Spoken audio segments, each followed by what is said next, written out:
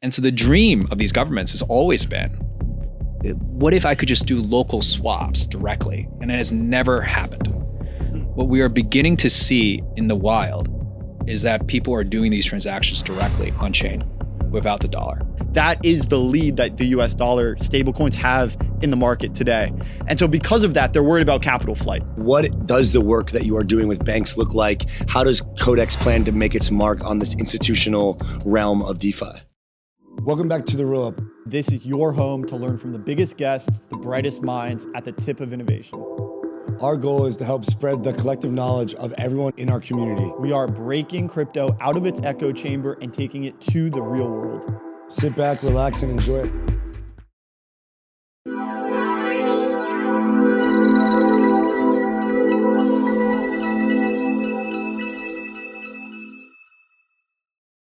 Welcome back to another episode of Stabled Up, our premier weekly show covering the ins and outs of digital dollars, stablecoins, and the future of decentralized finance. The show is made possible by Frax, and Frax is powering the financial engine of the internet, powering FRX USD and Genius compliant stablecoins. This is the stablecoin super cycle made possible by Frax. Now enjoy Stabled Up, our weekly stablecoin show.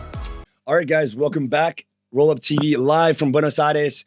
Dev Connect, it is day one of the Roll Up TV Marathon. We've got Haonan Li of Codex, one of the upcoming stablecoin chains, the native chain man himself. For all stablecoins. I assume you flew in from Korea, perhaps?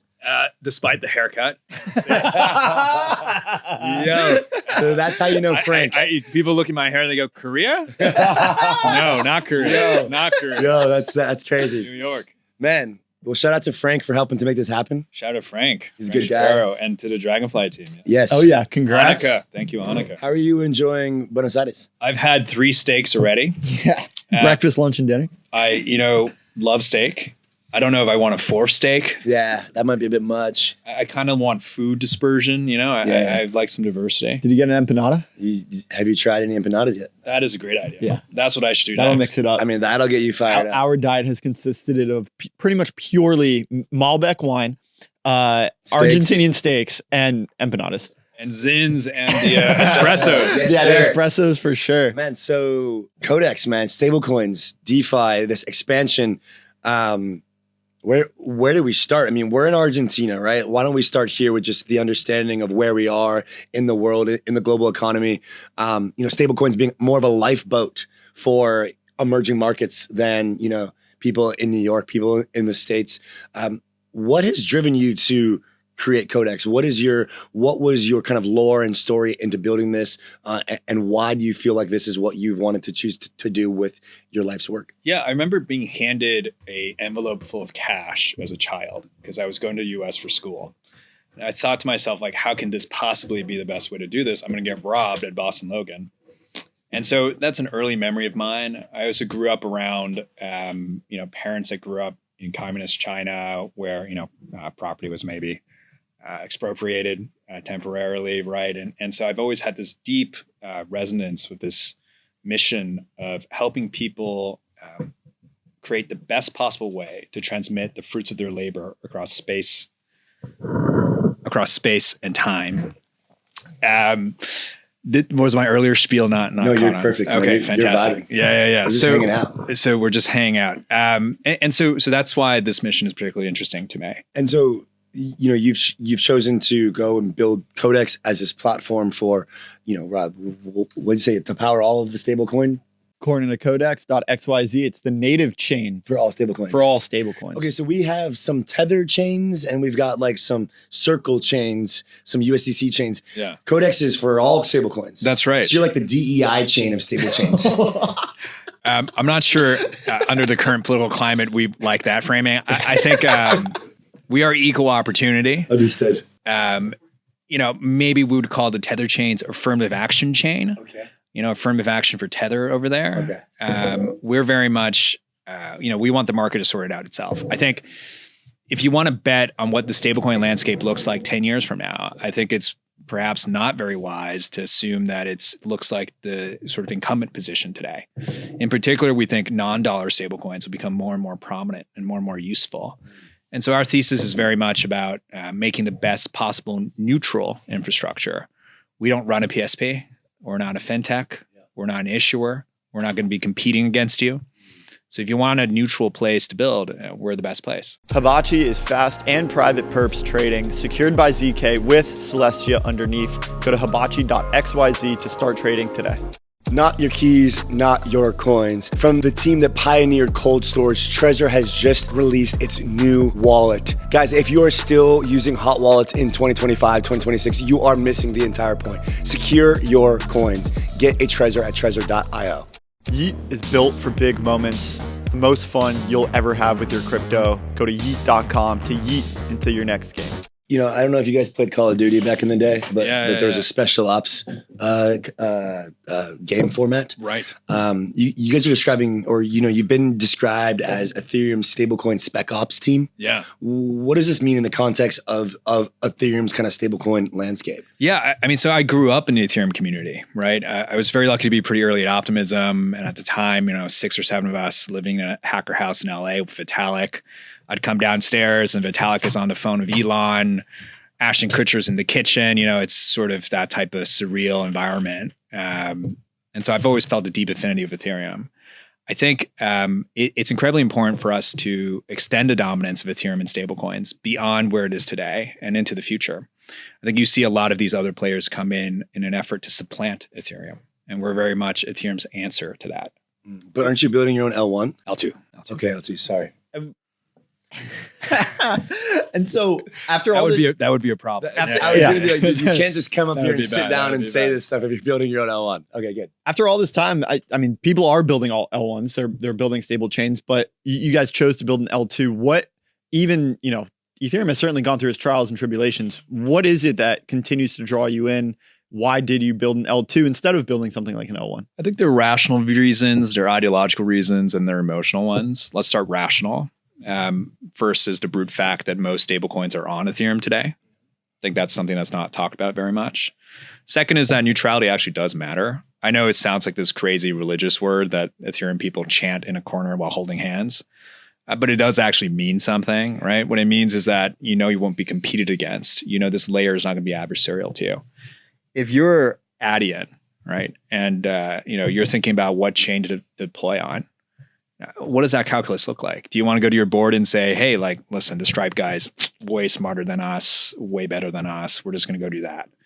Some of these things are not quite tenable on a BD basis, right? And so I think Ethereum has a ton of advantages that are perhaps underappreciated. Okay. And so what technical architecture did you guys decide on for the L2? I mean, we've had big and based rollups come in here. We've been talking a lot about native rollups. We've had stage 1, we've had stage 0, stage 2, all of these things. And there's such an expressive design space for you to choose from. Where exactly did you guys fit in that map? Incredibly expressive. And I want to make sure that we don't catch a very terrible disease. And that disease is research fetish. Mm-hmm. Yeah, we've had. We should coin that. Yeah. Research fetish. Fetish. Yeah. So like just the technical PhD founders that are only doing things for the research and never shipping usable products. Super cool. Great for recruiting engineers. Fantastic for recruiting engineers. I get nerd sniped reading some of this stuff. It's fantastic. But then I think the question you have to ask yourself is, does the customer fucking care? And if the customer does not fucking care, you probably shouldn't be focused on it. Yeah. And so there's this legacy of chains distinguishing themselves or making themselves legitimate by doing this kind of R&D fetish. R&D for R&D's sake, right? Does it even matter if you squeeze out more TPS? Who gives a fuck? It makes me legitimate. If you can turn a new net use case, then it does. But very, very few founders are able to turn a research fetish into something pragmatic. That's right, because you're trying to back into it, right? You've got this research agenda, and then now you're trying to back use cases into it, which is ass backwards. And so, what we're focused on is what we actually see as the key bottleneck today. And it's almost so obvious as it's incredibly obvious what that bottleneck is today. What that bottleneck is today is if you want to move $10 million of local fiat into stablecoins, it's still too expensive. Simple as that. That barrier between fiat and stables is too difficult. And it makes too many of these use cases not make sense. And so there's all this story and hype about stablecoins today, But the reality is it only makes sense for the most extreme edge cases, the most crazy situations. And our mission is to extend that well beyond the edge cases into the mainstream. And we're not going to get there by catching research fetish. Okay, so let's put this a bit in some of your terms for context. Quote, we intend to leapfrog Tron. Our priority today is to make the boundary between fiat and crypto disappear. To do this, we are willing to work through all of the painful banking, licensing, and engineering issues no other chain team is focused on. So I think the question here is, what does the work that you are doing with banks look like? How does Codex plan to make its mark on this institutional realm of DeFi? Yeah. So if you think about your classic chain team, what is it? It's a bunch of very brilliant people seated in a circle and thinking about, well, what would be great is if we squeezed out XYZ technical property out of this substrate. And what does nobody want to do? Nobody wants to touch the fiat because 3 years ago, it'd be ideological, right? Like fiat. Why the hell would you touch the fiat? Like we're crypto people. Second, like it's incredibly inelegant, right? I could send a ERC-20 from here to, China incredibly easily. But if I have to deal with all this fiat bullshit, it takes forever and super painful. But that's actually what needs to happen, right? But nobody wants to do it and nobody's staffed to do it. And so we are staffing up to do it. And so what does that look like on a practical basis? It looks like institutional relationships. It looks like BD connections. It looks like relationships with decision makers at financial institutions. I take it you have those? We do. We're very lucky to have some of those. It means doing it the right way. It means doing the licensing. It means grinding out a lot of the gunk, honestly, which, is why I have many folks on my team have eye bags and are working very hard on this. I think crucially, it's the focus on eliminating the friction of moving between fiat and stables is crucial. Why is that crucial? Because if you want a mainstream use case to emerge, meaning like your average company wants to do this stuff, that's the real friction. Like, is it gas cost? If I'm moving $10 million, do I care if it's 10 cents or 5 cents? Maybe. Is it that I need a dedicated payments lane? Is that really the problem? Is there so many stablecoin transactions we can't handle the gas? So, I think, again, we want to focus on where the real problems are. And so this fiat to stablecoin swap product you guys are calling Avenue, if I'm not mistaken? That's right. We are renaming it Codex FX. Codex FX. Kudos to your research team. That's great. Yeah. Dude, I find it hard to take him seriously. So with this Codex FX product, we actually just had Luca from M0 on. And Rob, you actually asked the question about the FX market and kind of what he thinks and how M0 is going to play in that. But he was a little bearish on FX. He was super bearish, actually. That's why I think it's important. Right. And so what is we should set the frame, right? Because, why was he bearish on FX? Because we're going to see the proliferation of stablecoins. We're seeing stablecoin adoption here in the US, and it's accelerating. But around the world, they're worried about capital flight, right? And so I made the point, like, look, we can have denominations of regional stablecoins, and it doesn't matter if you switch the form factor. You can still have a capital flight from a fiat currency into stablecoin of the same denomination. Right now, we're in this really interesting time where US dollar stablecoins. I'd actually love to see numbers around this. I don't have the numbers, but I'm curious if we have US dollar stablecoin dominance exceeding that of the fiat US dollar dominance, because it does seem that way. That is the lead that the US dollar stablecoins have in the market today. And so because of that, they're worried about capital flight, right? And that's why we're not seeing regional stablecoins as much. And so his bearish take was centered around the idea that because there's so much capital in these FX markets, it is going to be extremely difficult to actually make any sort of meaningful change, because the system is so entrenched in it. So it seems like you're tackling a big problem. So, if you're speaking to Luca now, understanding that context, like what would be your response? Yeah. I guess my response would be that the history of FX markets is the history of very incremental innovations driving massive differences in flows. You see this with the rise of prime brokerage. You see this with the rise of CLS, which are actually mechanically very simple things. But why do they reshape FX markets? Because they're just more efficient. Think of it like a river, right? The river will seek the least path of resistance. And if you manage to create a least path of resistance, it will come flooding in. The question then becomes like, can you actually create the least path of resistance? And there, we have some ideas. I think classically the problem with non-US dollar stablecoins, because you're right, dollar stablecoins so far have been a dollar phenomenon. The problem is, who the hell wants to use this stuff, right? Let's say I have who do I not offend? Let's say I have a Malaysian ringgit stablecoin. Why the hell would anybody want to use this thing? Doesn't hold value particularly well. I'm not going to. Even Malaysians wouldn't necessarily want to use that stablecoin. I've got fiat, right? So what the hell does this get me, right? And I have to take all this, what's this weird wallet thing, right?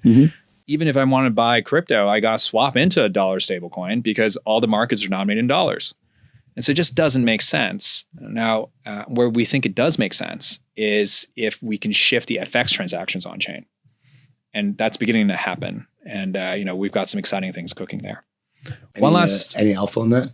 Maybe not specifically there, but like I'll give sort of other color here. We're starting to see classically, what is the problem in FX? Classically, the problem in FX is all the local countries want to disintermediate the dollar because you're giving so much power to the United States government if all your transactions go through the dollar. You're a Malaysian sitting in Malaysia, you want Sing dollar, you typically actually go from ringgit to US dollar to then Sing dollar, which is insane, right? You got these two countries right next to each other.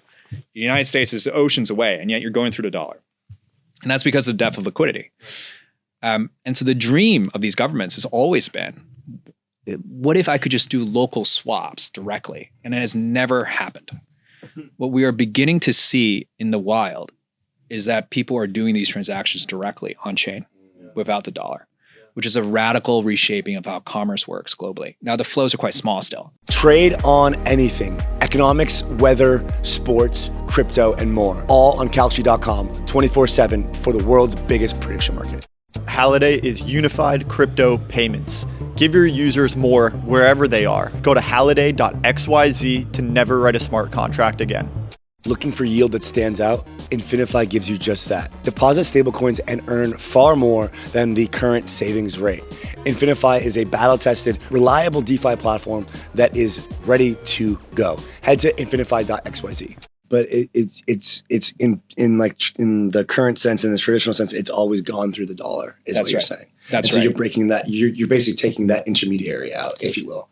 Right. In a sense, yeah. Right. That's happening. It's unclear to what degree it will continue to grow, right? But I think it's quite interesting to see sort of commerce get reshaped. So we're a bit tight on time here. Just one last. I just want to put into perspective the idea to respond to the previous regional denominations of stablecoins, which is that we're attacking this massive industry of FX, but we're not unbundling it all at once. We're taking the particular pairs, the particular denominations that currently are not very liquid on the traditional FX markets. We're choosing to bring those pairs over first, and we're going to incrementally unbundle the FX market and bring it on chain very incrementally, one at a time. Yeah.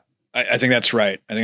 And I think, look, the US has been having all the fun recently. Right.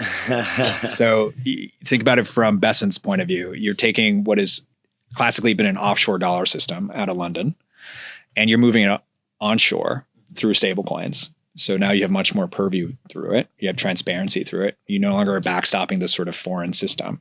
It's beautiful. But I think there are other games to play as well. Last thing for you, what's the Q4, Q1, Q2 trajectory look like for Codex? What are you guys cooking? Yeah, so we're cooking this on-chain FX product that we're really excited about, we're ramping up various other community initiatives. There'll be an opportunity for the community to kind of partake in some of the profits generated from the system, which we're very excited about. Very cool. Thank you for your time, man. Thanks for having me. Please get some rest. Keep cooking, man. Thanks for the Diet Coke. Cheers, man.